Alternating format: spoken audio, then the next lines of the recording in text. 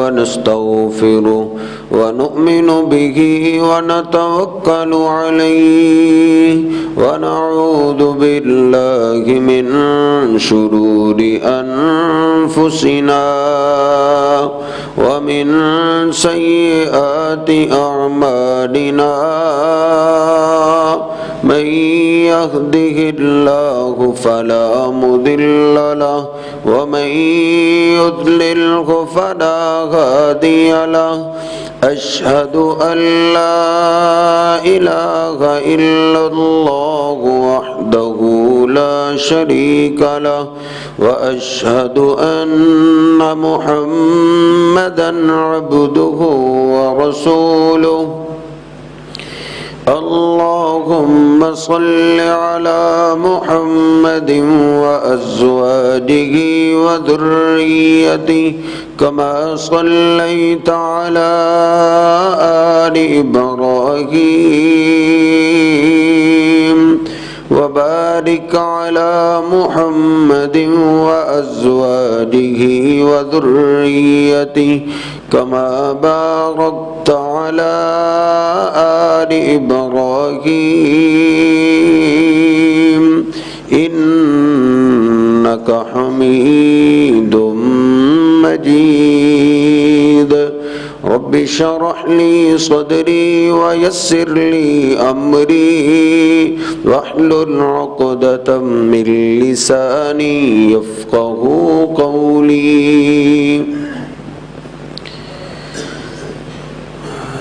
مسلم شریف میں یہ حدیث پاک موجود ہے،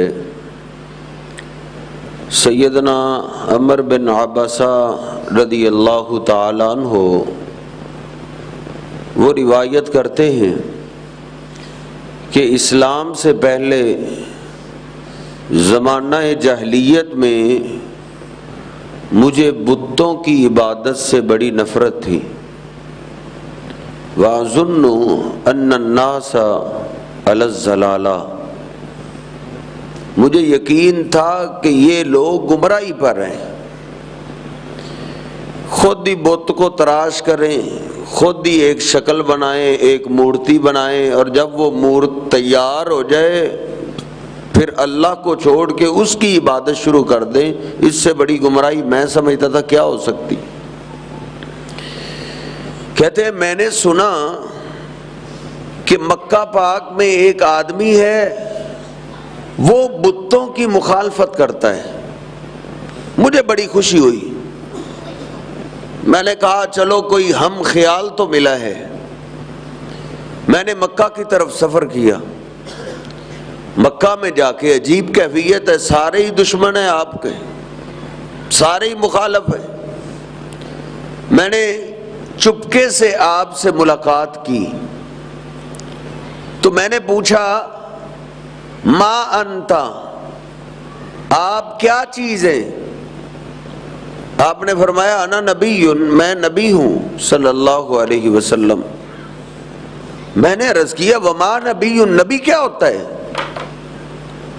تو آپ نے فرمایا ارسلنی اللہ، اللہ پاک نے اپنے بندوں کے نام پیغام بھیجنے کے لیے میرا انتخاب کیا ہے۔ تو میں نے پوچھا بما ارسلت یا رسول اللہ، اے اللہ کے رسول صلی اللہ علیہ وسلم آپ کیا پیغام دے کر بھیجے گئے ہیں؟ بنیادی پیغام آپ کو کیا ملا ہے؟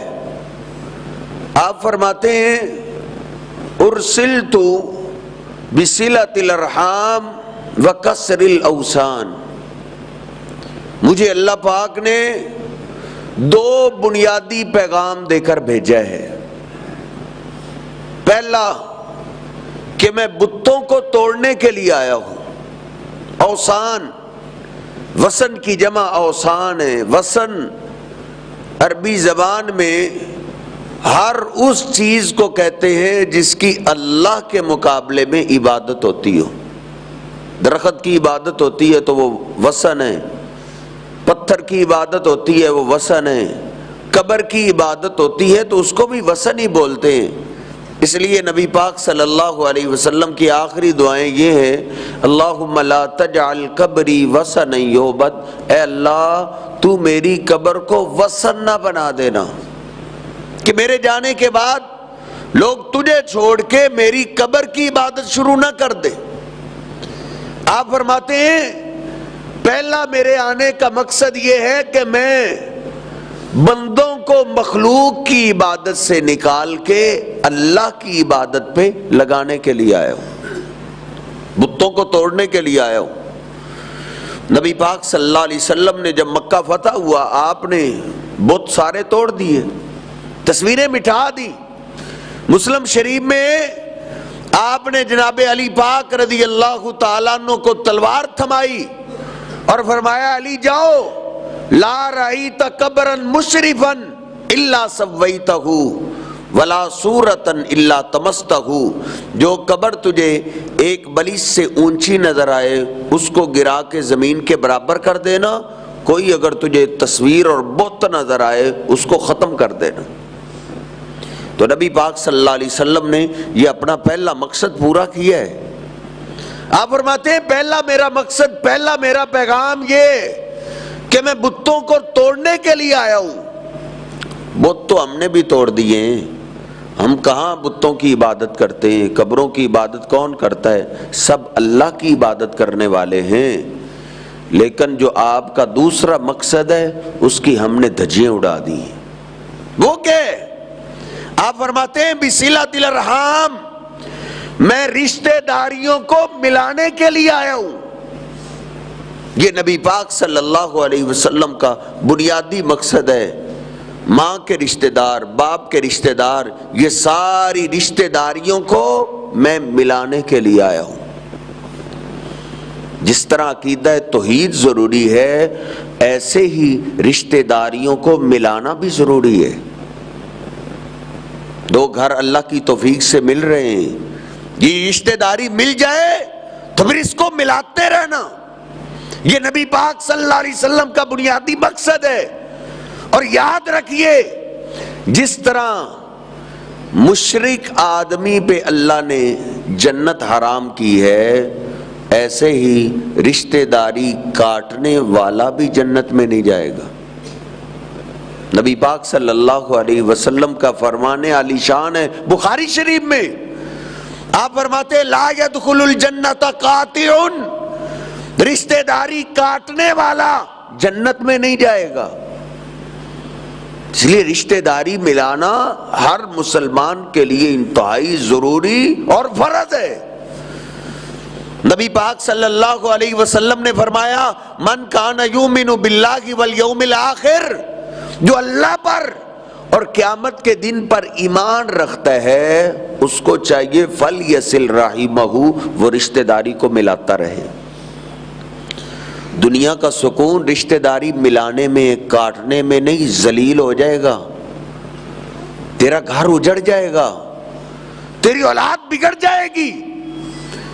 نبی پاک صلی اللہ علیہ وسلم فرماتے ہیں جب اللہ پاک نے کائنات کو بسایا اور سجا دیا، مخلوقات پیدا کرنے کا اللہ نے ارادہ کیا، انسانوں کی روحوں کو پیدا کر دیا، تو رشتہ داری رحم نے اللہ کے دامن کو پکڑ لیا۔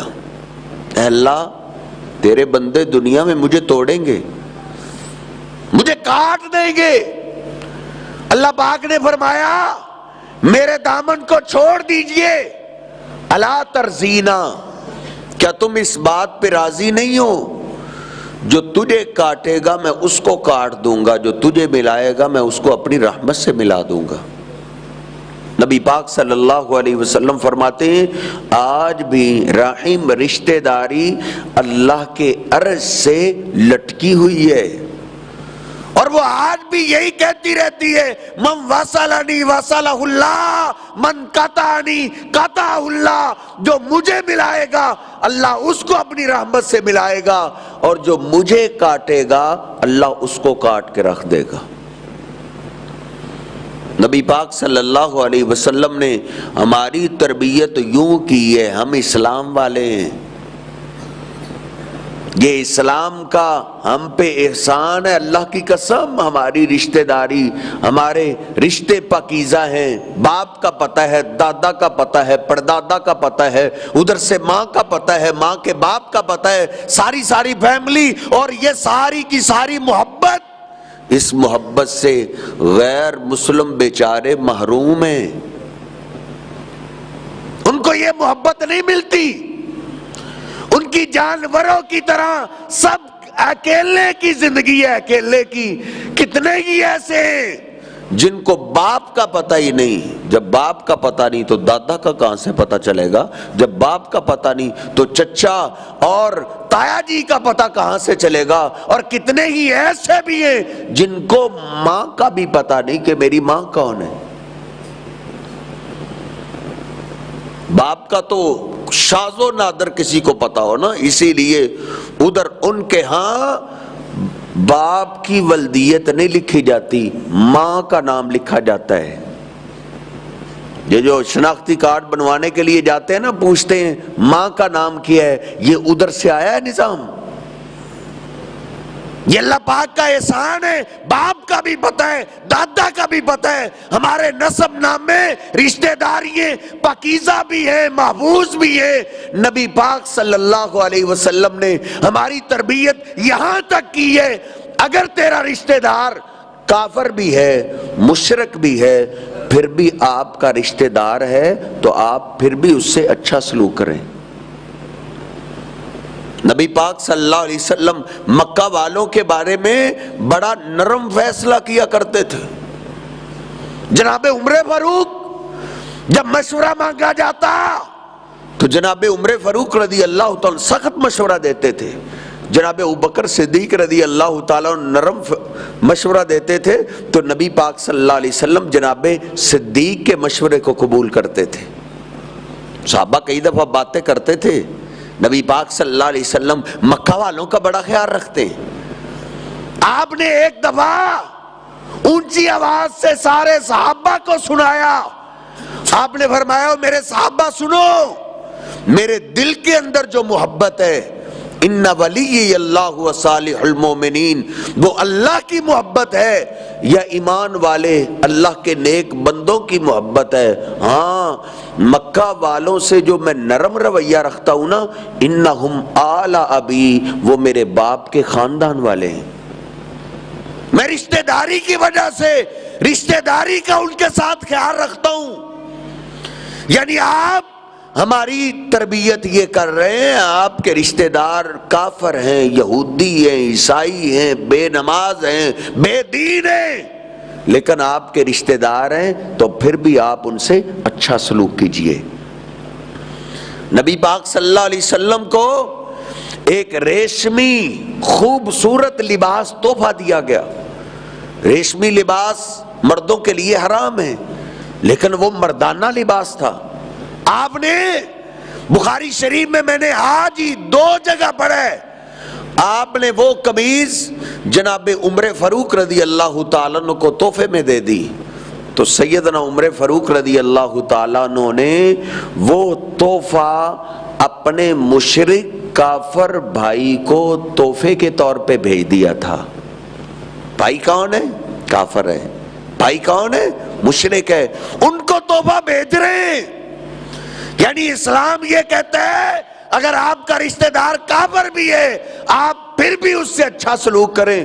ہمارے رشتہ دار تو ہیں ہی مسلمان، ہمارے رشتہ داروں کے ہم پہ تو ڈبل حق ہے، ایک اسلام کا ایک رشتہ داری والا۔ نبی پاک صلی اللہ علیہ وسلم فرماتے ہیں بخاری شریف میں، من احب ان یبسط له فی رزقہ وان ینسى له فی اثرہ، جو آدمی 2 چیزیں پسند کرتا ہے، ایک اللہ اس کو وافر رزق عطا کرے، اس کے گھر میں فاقے نہ آئیں، رزق نہ ختم ہو، غربت نہ آئے، اور دوسرا اللہ اس کو صحت اور تندرستی والی لمبی عمر دے۔ یہ 2 چیزیں ایسی ہیں جو فطرتی طور پہ ہر بندہ پسند کرتا ہے، کوئی بھی غربت کو پسند نہیں کرتا، کوئی بھی بیماری کو پسند نہیں کرتا۔ نبی پاک صلی اللہ علیہ وسلم فرماتے ہیں جو یہ 2 چیزیں پسند کرتا ہے، ایک کام وہ کرے دونوں اللہ کر دے گا. وہ ایک کون سا ہے؟ آپ نے فرمایا فَلْيَصِلْ رَحِمَهُ، وہ رشتہ داری کو ملانا شروع کر دے، اللہ اس کے گھر کی غربتیں بھی ختم کر دے گا، بیماریاں بھی ختم کر دے گا. اور بخاری شریف کھولیے، نبی پاک صلی اللہ علیہ وسلم فرماتے ہیں لَيْسَ الْوَاصِلُ بِالْمُكَافِي، رشتہ داری ملانا یہ نہیں ہے کہ جو آپ سے رشتہ داری ملا رہا ہے آپ اس سے ملائیں. یہ بھی رشتہ داری ملانا ہے، اس کا بھی ثواب ہوتا ہے، لیکن یہ تو سارے ہی کرتے ہیں. یہ کوئی بہادری والی بات نہیں، بلکہ نبی پاک صلی اللہ علیہ وسلم فرماتے ہیں جس رشتہ داری ملانے سے غربتیں ختم ہوتی ہیں، بیماریاں ختم ہوتی ہیں، وہ رشتہ داری ملانا یہ نہیں ہے جو ہم میں بڑا عام ہے. جی کو جیے، جو مجھے سلام کرے گا میں بھی جواب دے لوں گا، جو مجھے ایک دفعہ سلام نہیں کرنا چاہتا میں اس سے 10 دفعہ سلام لینے کے لیے تیار نہیں ہوں. ادھر تو جی کو جیے. آپ فرماتے ہیں یہ رشتہ داری ملانا ہے ہی نہیں. رشتہ داری ملانا کیا ہے؟ آپ نے فرمایا اذا قطعت وصلھا، جب آپ کا رشتہ دار آپ سے رشتہ داری کاٹنے میں لگا رہے تو آپ جوڑنے میں لگے رہے. وہ کہہ رہا ہے تیرا میرا جینا مرنا ختم، میں مر گیا تم نہ آنا، تم مر گئے میں نہیں آؤں گا. وہ جینا مرنا ختم کر رہے، وہ جتنی دفعہ کاٹنے کی کوشش کرے آپ جوڑنے کی کوشش کرتے رہیں. اس سے غربتیں بھی ختم ہوتی ہیں، بیماریاں بھی ختم ہوتی ہیں. بڑے بڑے ڈاکٹروں پہ یقین کرتے ہوئے لاکھوں کا علاج کروا لیتے ہو، اپنے محبوب پیغمبر علیہ السلام کی زبان پاک پہ یقین کرتے ہوئے کبھی اپنی مرضوں کا علاج ایسے بھی کرو. وہ تعلقات، وہ رشتہ داریاں جن کو ٹوٹے ہوئے مہینے کیا کئی عیدیں گزر چکی ہیں، ان کو ملا دیجئے. مجھے میرے رب کی قسم ہے رشتہ داری ملانے کی وجہ سے زمین پھٹ سکتی ہے، آسمان پھٹ سکتا ہے، لیکن میرے حبیب کی زبان پاک سے نکلی ہوئی بات غلط نہیں ہو سکتی. بیماریوں کا علاج آج بھی ہو سکتا ہے. اس انداز سے اپنی 4 دیواری کی زندگی کو بدل دیجئے. آپ کی اولاد، آپ کا کاروبار، آپ کا بزنس آپ کی آنکھوں کی ٹھنڈک بن جائے گا اگر ہندوانہ سوچ چھوڑ دیں، وہ ضد اپنے دماغوں سے نکال دیں. ہندو یہاں سے چلا گئے لیکن وہ اپنے جراثیم یہاں چھوڑ کے گئے.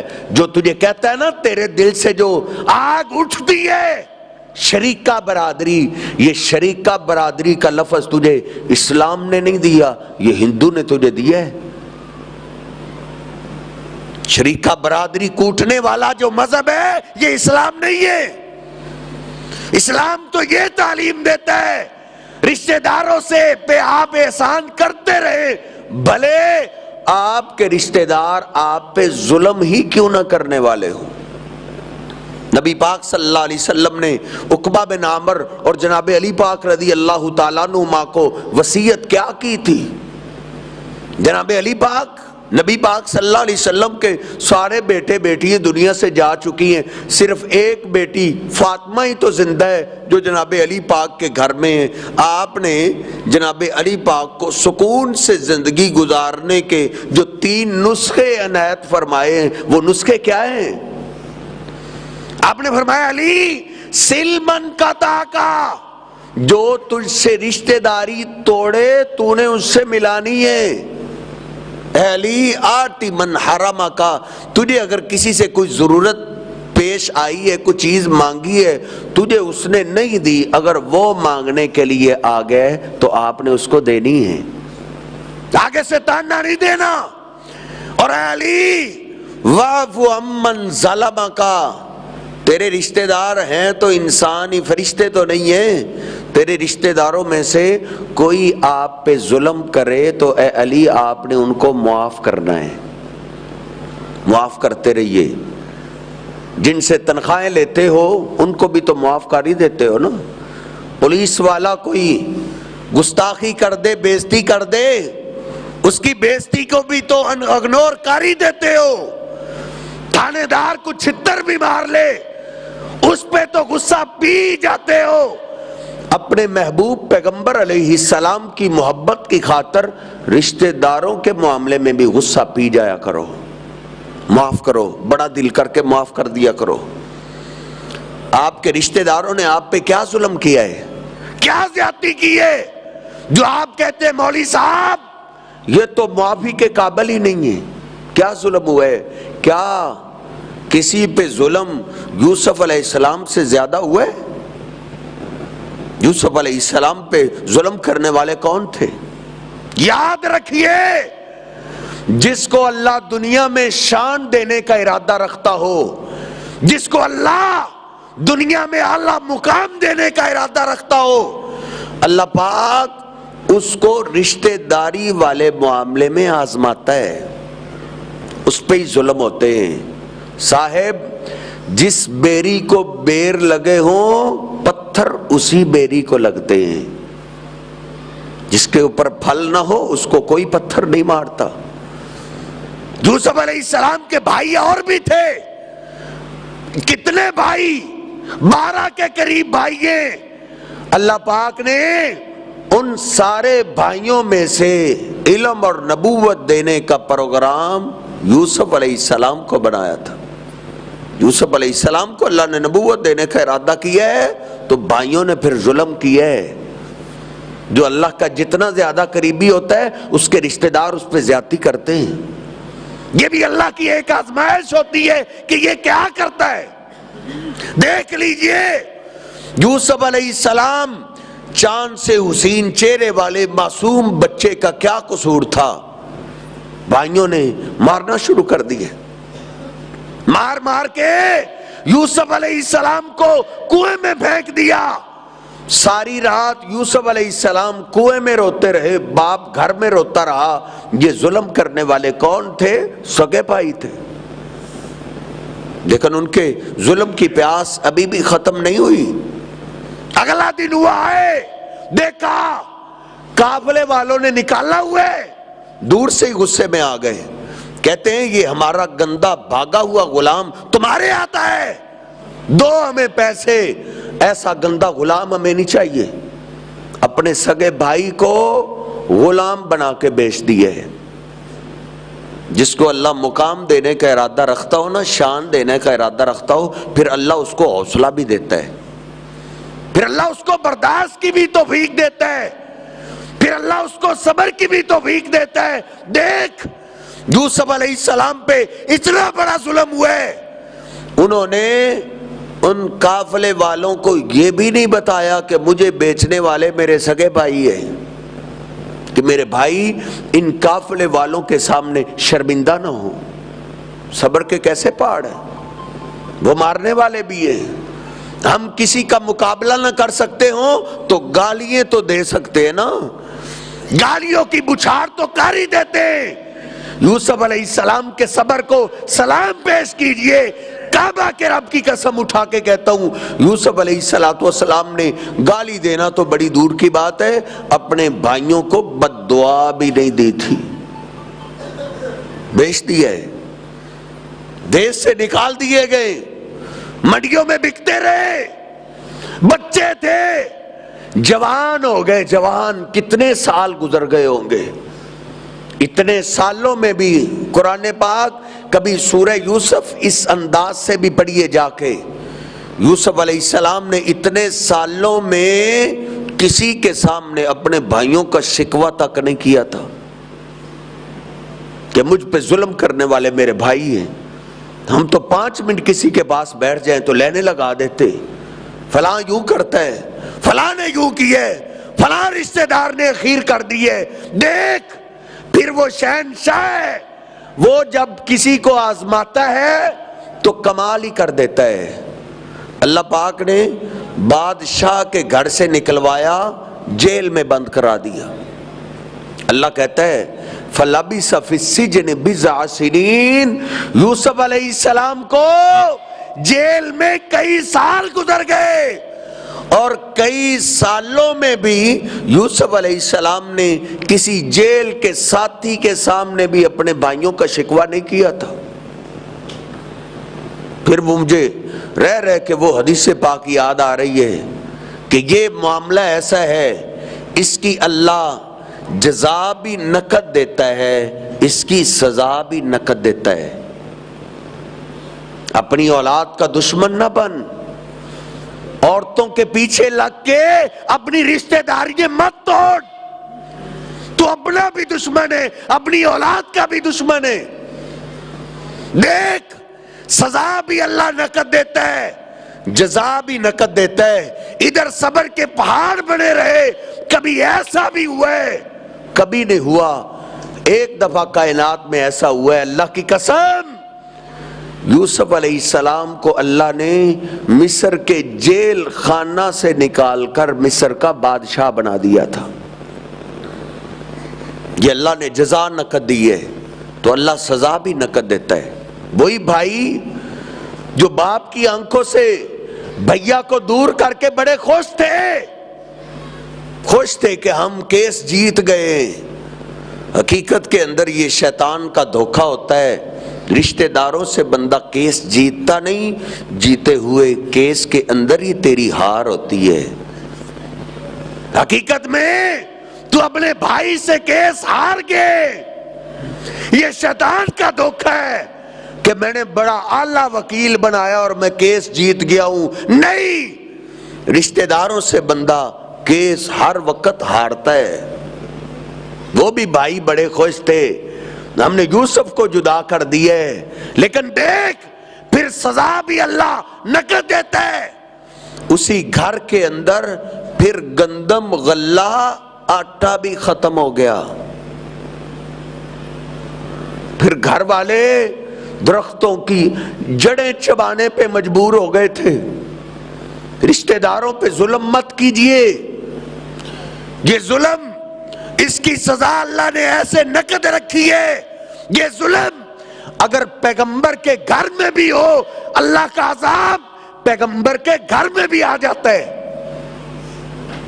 بچے رات کو بلکتے ہیں، ان کو کھانا نہیں ملتا، نیند نہیں آتی۔ اطلاع ملی مصر کا ایک بادشاہ بنے، بڑا سخی آدمی ہے۔ یعقوب علیہ السلام نے اپنے بیٹوں کو بلا لیا، اے بیٹو، میں نے سنا ہے مصر کا ایک بادشاہ بنے، بڑا سخی آدمی ہے، لے جاؤ، جو چند سونے کے سکے یہ ساتھ لے جاؤ، اور بوریے ساتھ لے جاؤ، اور غلہ لے کے آؤ۔ اب بچوں کا رونا برداشت نہیں ہوتا، آئے اللہ کا قرآن کہتا ہے، کون آئے؟ بھائی آئے، نہیں جانتے کہ بادشاہ تو ہمارا بھیا یوسف بن گئے۔ انہوں نے نہیں پہچانا، لیکن یوسف علیہ السلام نے دیکھتے ہی پہچان لیا کہ یہ تو میرے بھائی آ گئے۔ جو اچھے لوگ ہوتے ہیں وہ عزت ملنے کے بعد اپنی اوقات سے باہر نہیں ہوتے، یہ نیچ حرکت ہوتی ہے، یہ گندی ذہنیت ہوتی ہے۔ چار سلامیاں مل جائے تو بندہ اوقات سے باہر ہو جائے اور اپنے رشتہ داروں کو پہچاننے سے بھی انکار کر دے۔ دیکھ، اللہ کا قرآن کہتا ہے، یوسف علیہ السلام کی صفات اللہ نے بیان کی ہے کہ یوسف علیہ السلام مصر کے بادشاہ ہونے کے باوجود بھائیوں کو جو ہی دیکھا فوراً پہچان گئے کہ یہ تو میرے بھائی آ گئے، مجھے تھپڑ مارنے والے، مجھے کنویں میں مار مار کے پھینکنے والے، مجھے غلام بنا کے بیچنے والے میرے بھائی آ گئے۔ مصر کے بادشاہ تھے، اگر چاہتے تو ایک ایک تھپڑ کا بدلہ لے سکتے تھے، بادشاہ کیا نہیں کروا سکتا، لیکن اینٹ کا جواب پتھر سے دینا یہ اسلامی سوچ ہے ہی نہیں، یہ اسلام کی تعلیم ہے ہی نہیں۔ یہ ہندو سے کلچر، ہندو یہاں سے کلچر چھوڑ کے گیا ہے، یہ سکھوں کا کلچر ہے، یہ کافروں کا کلچر ہے، اسلام کا نہیں۔ اسلام یہ تعلیم دیتا ہے، تیرا رشتہ دار تجھ پہ ظلم کرے تو اس پہ احسان کر، احسان کرنے والا مزاج بنا۔ دیکھ، یوسف علیہ السلام نے کہا ان کو غلے وافر دو۔ کہتے ہیں بادشاہ سلامت، ہم یہ سونے کے سکے لے کر آئے، وہی جن کھوٹے سکوں کی خاطر اپنے بھیا یوسف کو بیچا تھا، وہی سکے لے کر آ گئے ہیں۔ یوسف علیہ السلام نے اپنے ملازموں کو کہا پکڑ لو یہ سونے کے سکے، اور یہ سکے بھی ان کے بوریے میں واپس کر دو، ہم نے ان سکوں کا کیا کرنا ہے؟ بھائی جب باپ کے پاس پہنچے، بوریا کھولی، سب کہتے ہیں بابا مصر کا بادشاہ بہت اچھا آدمی ہے، دیکھ اس نے ہمیں غلہ بھی وافر دیا ہے اور ہمارے پیسے بھی واپس کر دیے۔ قرآن پاک میری اور آپ کی یہ تربیت کرتا ہے، یہ سوچ، یہ مائنڈ بنا دے اپنے گھر میں، اپنے بچوں کا، اپنے بیوی بچوں کا یہ مائنڈ بنا دے، دنیا چین کی ہو جائے گی، تیرا گھر تیری آنکھوں کی ٹھنڈک بن جائے گا۔ ہندوانہ جو دل کے جراثیم ہے نا، اس کو مار دے، اس کو ختم کر دے۔ یہ شریکہ برادری والے یہ جراثیم، یہ تیرے بھی دشمن ہیں، تیری اولاد کے بھی دشمن ہیں۔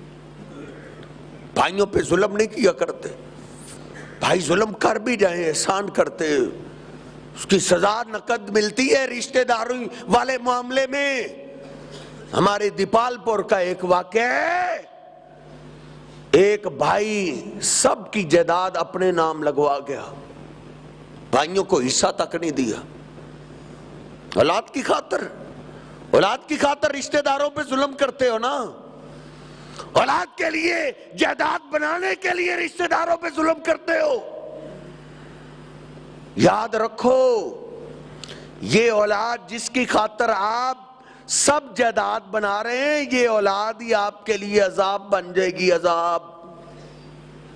نبی پاک صلی اللہ علیہ وسلم فرماتے ہیں ساری انسانیت کے دل اللہ کی دو انگلیوں میں ہے، جیسے چاہے وہ پھیر سکتا ہے۔ اگر تو اپنے رشتہ داروں پہ ظلم کرے گا، تیری اولاد سے اللہ تجھ پہ ظلم کروائے گا۔ پھر کیا ہوا؟ دیپال پور کا سچا واقعہ، بھائیوں کی ساری جائیداد اپنے نام لگوا گیا، کس کی خاطر؟ اولاد کی خاطر۔ پھر بیٹے نے ہی اس ظالم کو قتل کر دیے۔ اپنی اولاد کے لیے اپنے رشتہ داروں پہ ظلم نہ کر، رشتہ دار ظلم کر بھی جائیں، پی جا غصے کو، معاف کر دے۔ جس طرح یوسف علیہ السلام نے ظالم بھائیوں پہ احسان کیا، ایسے ہی احسان سیکھ جائے، احسان پھر آئے۔ یوسف علیہ السلام نے پھر فرمایا ان کو غلہ وافر دو، تیسری دفعہ پھر آئے، باتوں باتوں میں واقفیت ہوئی، کہنے لگے اِنَّکَ لَأَنْتَ یوسف، کہیں آپ یوسف ہی تو نہیں ہیں؟ کہا ہاں آنا یوسف، میں یوسف ہی ہوں۔ دیکھ لیجئے بھائیوں کے سامنے کتنا سادہ تعارف ہے، ادھر تو 10 القابات نہ لیے جائیں تو بندہ ناراض ہو جاتا ہے۔ بادشاہ بھی ہے اور اللہ نے نبوت بھی عطا کی ہے، لیکن پھر بھی دیکھ لیجئے کتنا سادہ نام لے رہے، کہتے ہیں میں تمہارا بھائی یوسف ہی ہوں، وہاد آخی، اور یہ میرا بھائی ہے۔ بھائی کہاں اٹھے کہ یوسف مصر کا بادشاہ، آج تو پھر ہم سے یہ چن چن کے بدلے لے گا، ایک ایک تھپڑ کا بدلہ لے گا۔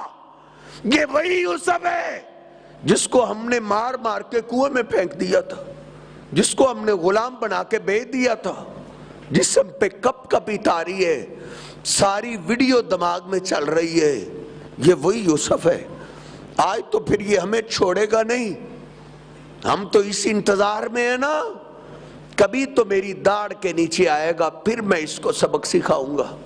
دیکھ داڑھ کے نیچے آ چکے ہیں، چاہتے جو مرضی سزا دلوا سکتے تھے، لیکن سزا دینا یہ کوئی بہادری نہیں۔ اللہ کا قرآن کہتا ہے یوسف علیہ السلام نے دیکھا بھائی کانپ رہے، کہتے ہیں تمہارے ظلم کی داستان بہت لمبی ہے، لیکن تم میرے بھائی ہو، تم نے مجھے بھی بڑا رلایا ہے، میرے بابا کو بھی تم نے بڑا رلایا ہے، میرے بابا کو اتنا رلایا وَبِيَضَّتَيْنَا، رو رو کے میرے بابا کی آنکھیں سفید ہو گئی. تمہارے ظلم کی داستان بہت لمبی ہے لیکن پھر بھی تم میرے بھائی ہو. لا تثریب علیکم اليوم یغفر اللہ لکم، میں نے تمہیں معاف کر دیا ہے، میرا اللہ بھی تمہیں معاف کر دے گا. اسلام میری اور آپ کی یہ تربیت کرتا ہے.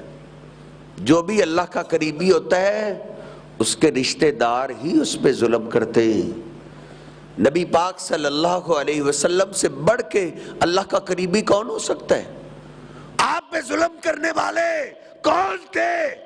آپ پہ ہاتھ اٹھانے والے، آپ پہ پتھر مارنے کا آغاز کرنے والے آپ کے خاندان والے تھے، آپ کے رشتہ دار ہی تھے، آپ کے چچا ہی تھے، آپ کے باپ کے کزن ہی تھے جو آپ پہ پتھر برسایا کرتے تھے. بلکہ وہ آپ کے خاندان والے ہی تھے جنہوں نے کہا اب اخیر ہو گئی ہے، اب اس سے زیادہ ہم سے برداشت نہیں ہوتا. کون ہے جو گردن کاٹ دے ہم اس کو 100 اونٹ انعام دیں گے؟ 100 اونٹ انعام کا اعلان کرنے والے کون تھے؟ آپ کے خاندان والے تھے، جن کے بارے میں آپ کہتے تھے انہم آل ابی، یہ میرے باپ کے خاندان والے. یہ وہ ہیں کہتے ہیں قتل کر دو، کاٹ دو، اس کو 100 اونٹ انعام ملے گا. نبی پاک صلی اللہ علیہ وسلم چھپتے چھپاتے اپنی جان کو بچاتے ہوئے نکلے، ہجرت کی. آخری نگاہ بیت اللہ پہ پڑ رہی ہے. جناب ابوبکر صدیق رضی اللہ تعالیٰ فرماتے ہیں نبی پاک صلی اللہ علیہ وسلم کی آنکھیں برس رہی ہیں اور آپ روتے ہوئے کہتے ہیں اللہ کے گھر میرا دل نہیں چاہتا میں آپ کو چھوڑ کے چلا جاؤں. دیس کی محبت آپ جانتے ہیں، جہاں بندے نے بچپنا گزارا ہو، جہاں بندے نے جوانی گزاری ہو، جہاں 50 سال گزارے ہو، اس دیس سے کتنی محبت ہوتی ہے. نبی پاک صلی اللہ علیہ وسلم رو رہے اور آپ فرما رہے ہیں میرا دل نہیں چاہ رہا کہ میں آپ کو چھوڑ کے چلا جاؤں، لیکن کیا کروں، میرے خاندان والے مجھے رہنے نہیں دے رہے. آپ مجبور ہو کے وہاں سے نکلے. چند سالوں کے بعد آپ 10-12 ہزار کا لشکر لے کر فاتحانہ حیثیت سے مکہ میں داخل ہو رہے ہیں. نبی پاک صلی اللہ علیہ وسلم بیت اللہ کے دروازے پہ کھڑے ہوئے اور سارے مکہ کے لوگ قیدی بن کے سامنے بیٹھے. آپ فرماتے ہیں مکہ والو، صحابہ کی تلواریں چمک رہی ہیں کہ اشارہ ہو کس کس کی گردن کاٹی جائے. نبی پاک صلی اللہ علیہ وسلم بولے، آپ فرماتے ہیں مکہ والو، تم نے جو جو ظلم ہم پہ کیے ہیں ہمیں تمہارے سارے ظلم یاد ہیں. تم ہی آج فیصلہ کرو تم سے کیا سلوک ہونا چاہیے. تم نے میری بیٹی تک کو شہید کر دیا، تمہارا کون کون سا ظلم ہمیں یاد نہیں. تم نے میرے بلال کو تپتے ہوئے انگاروں پہ لٹایا. ایک ایک ظلم کی داستان یاد ہے لیکن فیصلہ تم پہ ہے. تم بتاؤ تم سے کیا سلوک ہونا چاہیے.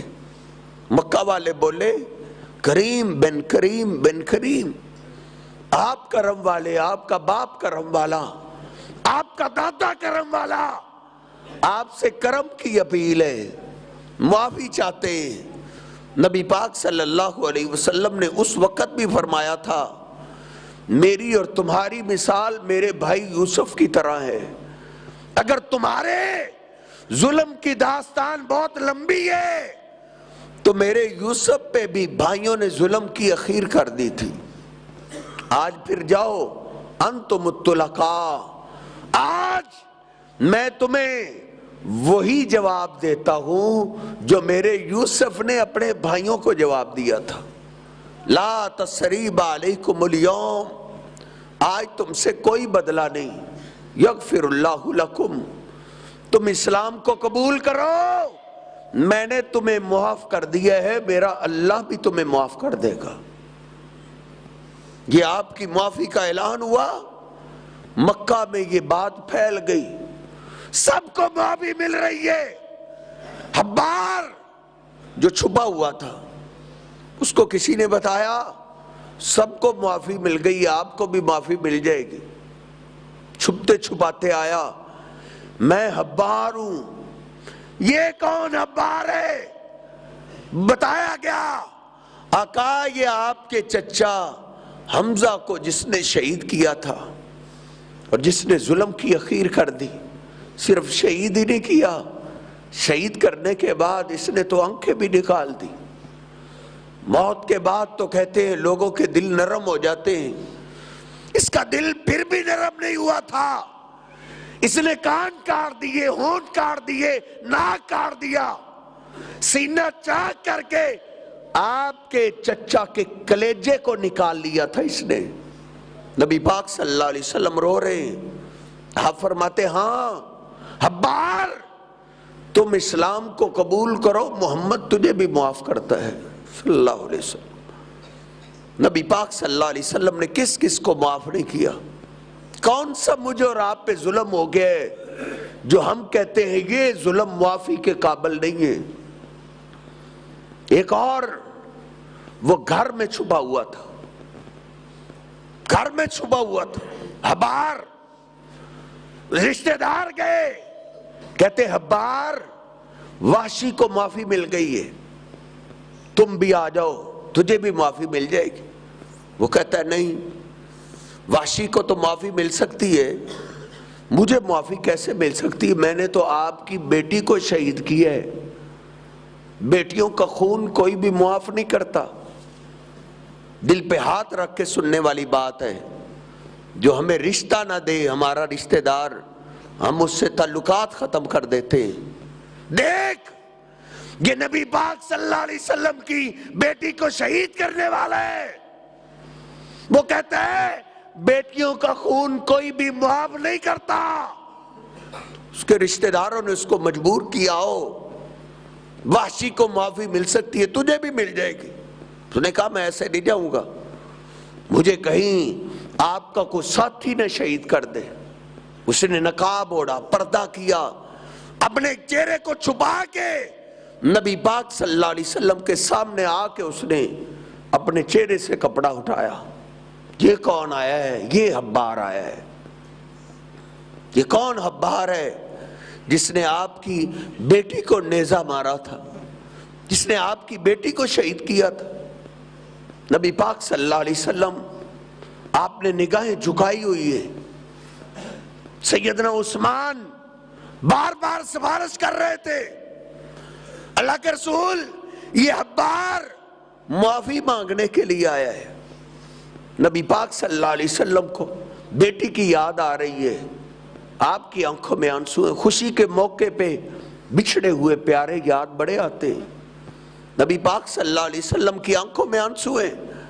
آپ نے فرمایا ہاں حبار تم اسلام کو قبول کرو، میں تجھے اپنی بیٹی کا خون بھی معاف کرتا ہوں۔ لا تثریب علیکم اليوم یغفر اللہ لکم۔ اے مکہ والو آج تم سے کوئی بدلہ نہیں، میں نے تمہیں معاف کر دیے، میرا اللہ بھی تمہیں معاف کر دے گا۔ اس لیے نبی پاک صلی اللہ علیہ وسلم نے فرمایا تھا واعف عمن ظلمک ولی او عقبہ بن عامر، اگر آپ کا رشتہ دار آپ پہ ظلم کرے تو ان کو معاف کیا کر، صبر کیا کر، برداشت کیا کر۔ برداشت کرنے سے ہمارا کام ہے صبر کریں، برداشت کریں۔ اللہ کو سزا دینا آتی ہے، اللہ کو سزا دینا آتی ہے۔ آپ غور کیجئے، جناب ابوبکر صدیق رضی اللہ تعالیٰ عنہ کے خالہ کے بیٹے تھے، غریب تھے، اور جناب ابوبکر صدیق رضی اللہ تعالیٰ عنہ ان کو پورے مہینے کا خرچہ دیا کرتے تھے، پورے مہینے کا۔ ہمارے ہاں سب کو فائدہ ہم پہنچا سکتے، محلے داروں کو، دوستوں کو، فلاں فلاں کو، سب کو فائدہ پہنچا سکتے ہیں، لیکن رشتہ دار کو فائدہ نہیں پہنچائیں گے۔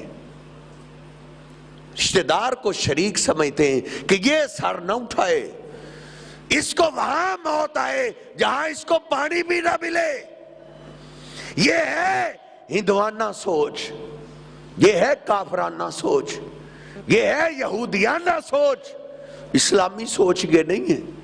اسلام کہتا ہے پہلے رشتہ دار کو فائدہ پہنچا، پھر بعد میں دوسروں کو نفع پہنچا۔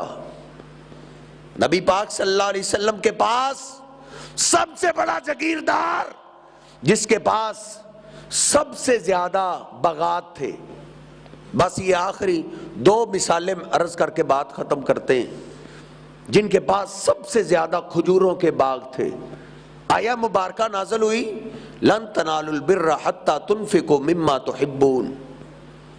اللہ کہتا ہے تم نیکی کو حاصل نہیں کر سکتے۔ بعض نے اس کا معنی کیا جنت، تم جنت کو حاصل نہیں کر سکتے جب تک تم اپنا پسندیدہ مال خرچ نہ کر لو۔ سیدنا ابو طلحہ رضی اللہ تعالیٰ، ان کو کئی باغ تھے، اور ان کا سب سے محبوب باغ وہ مسجد کے بالکل سامنے تھا۔ اس باغ کو بڑا پسند کرتے تھے، اور نبی پاک صلی اللہ علیہ وسلم عصر کی نماز کے بعد اس باغ میں جایا کرتے تھے، ادھر سے ٹھنڈا پانی پیتے، سائے میں بیٹھتے، پھل کھایا کرتے تھے۔ یہ باغ ان کو بڑا پسند تھا۔ آگے عرض کرتے ہیں اللہ کے رسول، اللہ نے کہا ہے جنت تو تب بھی ملے گی جب تم اپنا پسندیدہ مال خرچ کرو گے۔ یہ جو مسجد کے سامنے والا باغ ہے نا، یہ مجھے بڑا پسند ہے۔ اللہ کے رسول، یہ اللہ اور اللہ کے رسول کے لیے ہے، جدھر چاہیں آپ خرچ کر دیں۔ آپ نے فرمایا بخن بخن ابو طلحہ، یہ باغ تو بڑا ہی قیمتی ہے، بڑا ہی قیمتی ہے، آپ کی بات میں نے سن لی ہے، لیکن مشورہ میرا یہ ہے کہ اس کو اپنے قریبی رشتہ داروں میں تقسیم کر دو۔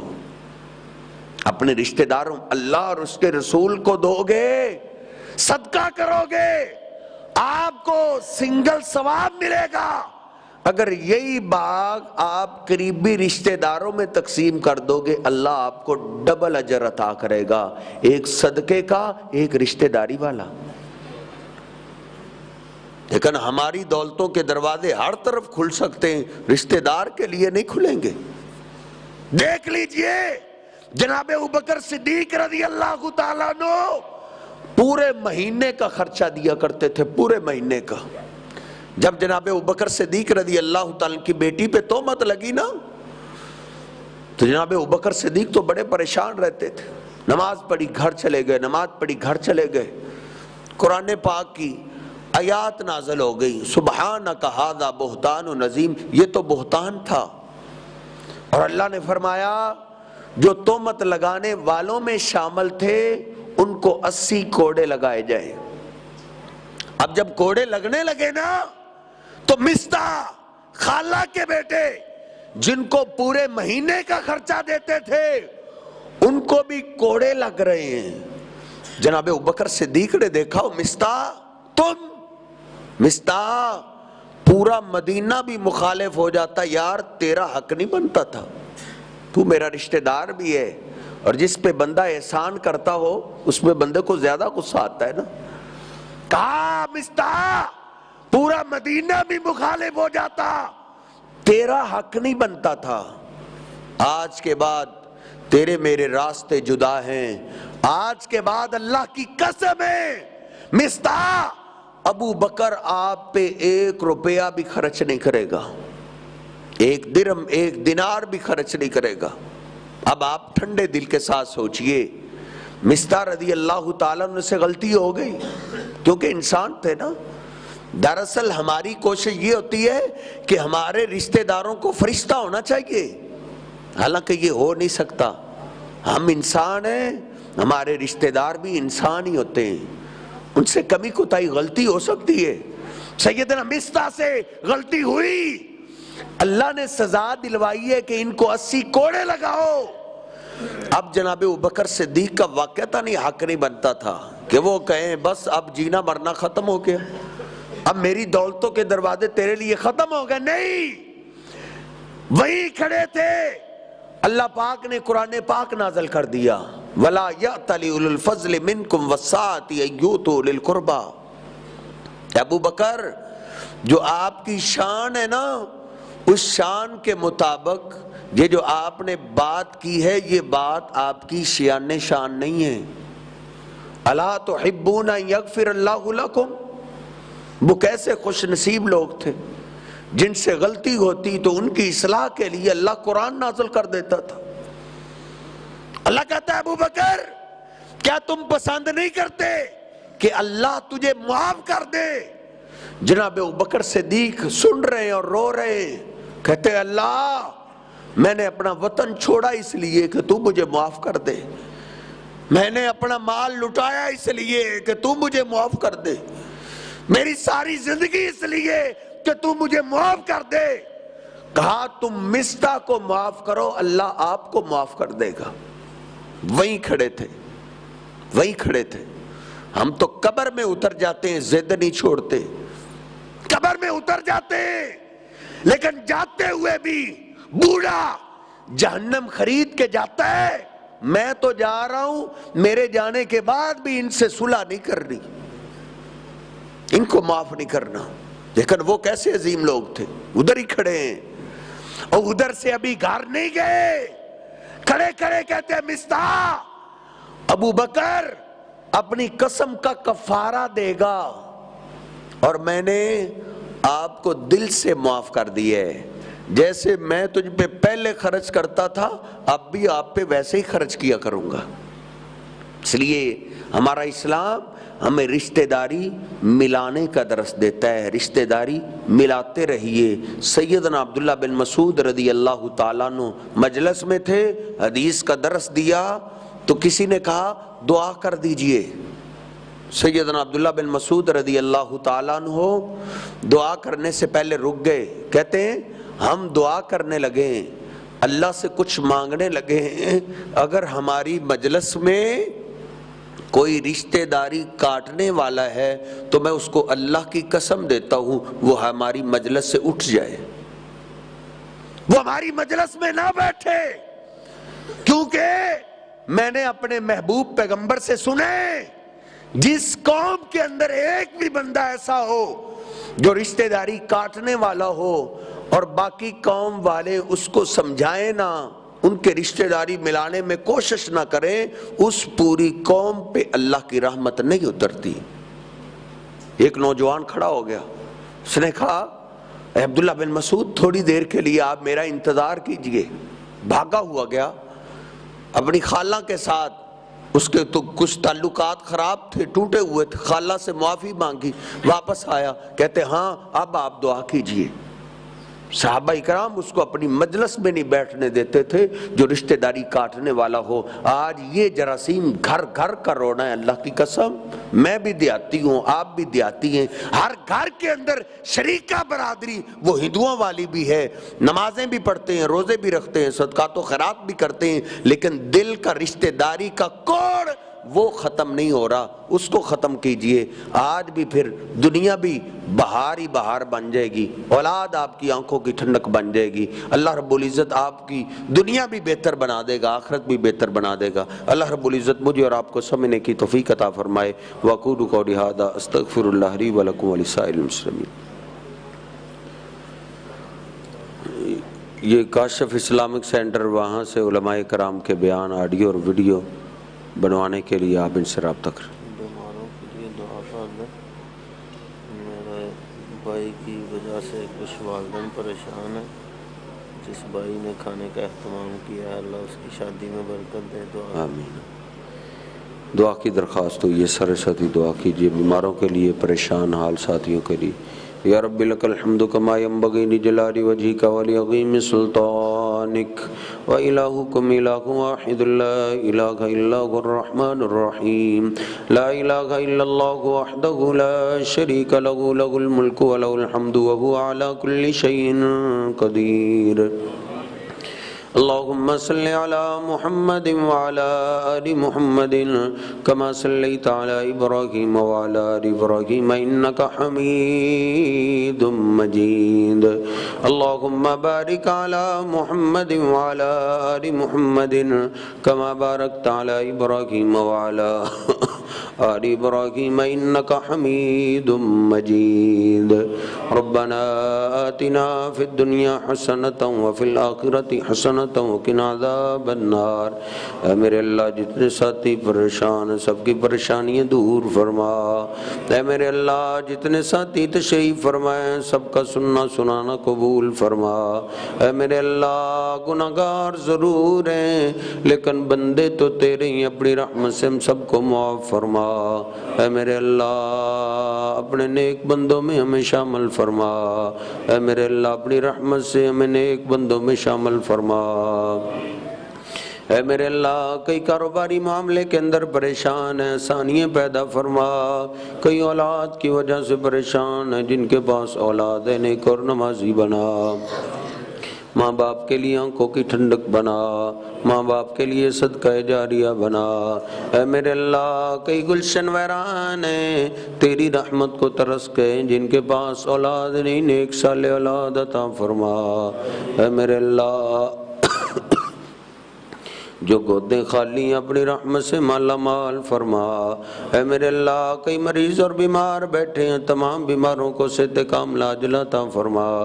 کئی خود بیمار ہیں، کئیوں کی اولادیں بیمار ہیں، کئیوں کے ماں باپ بیمار ہیں، سب بھی تیری رحمت کے محتاج ہیں۔ عزتوں والے اللہ تمام بیماروں کو شفائیں عطا فرما۔ اے میرے اللہ کئیوں کے پیارے تیرے پاس چلے گئے، اللہ ان کی بخشش فرما، ان کی قبروں کو جنت کے باغیچے بنا۔ اے میرے اللہ جن کے پیارے تیرے پاس چلے گئے اللہ ان کی بخشش فرما۔ کئیوں کے بہن بھائی چلے گئے اللہ ان کی بخشش فرما۔ اے میرے اللہ کئیوں کی اولادیں تیرے پاس چلی گئی ہے اللہ ان کی بخشش فرما۔ کئیوں کے ماں باپ تیرے پاس چلے گئے اللہ ان کی قبروں کو روشن بنا۔ اے میرے اللہ ان کی قبروں کو جنت کے باغیچے بنا۔ اے میرے اللہ ہمارے میاں مظہر صاحب کے والدین تیرے پاس پہنچے اللہ ان کی بخشش فرما، ان کی قبروں کو جنت کے باغیچے بنا۔ اے میرے اللہ جن جن کے بھی پیارے تیرے پاس چلے گئے اے اللہ اگر نیک تھے تو ان کے درجات بلند فرما۔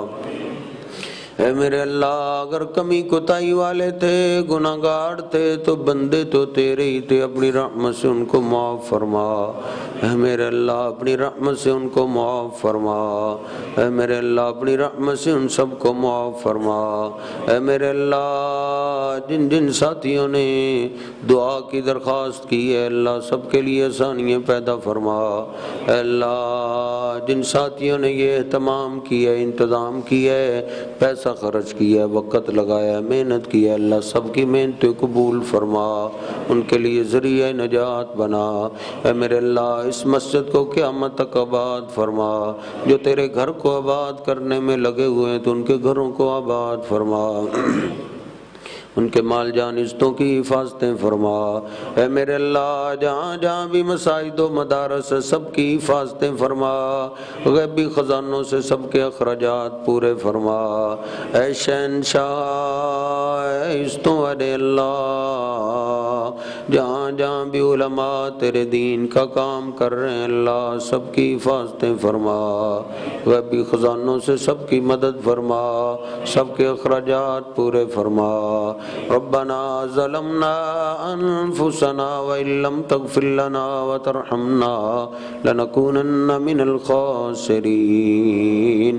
اللهم صل على محمد وعلى آل محمد كما صليت على إبراهيم وعلى آل إبراهيم إنك حميد مجيد۔ اللهم بارك على محمد وعلى آل محمد كما باركت على إبراهيم وعلى آل إبراهيم إنك حميد مجيد۔ سبحان ربك رب العزة عما يصفون وسلام على المرسلين والحمد لله رب العالمين۔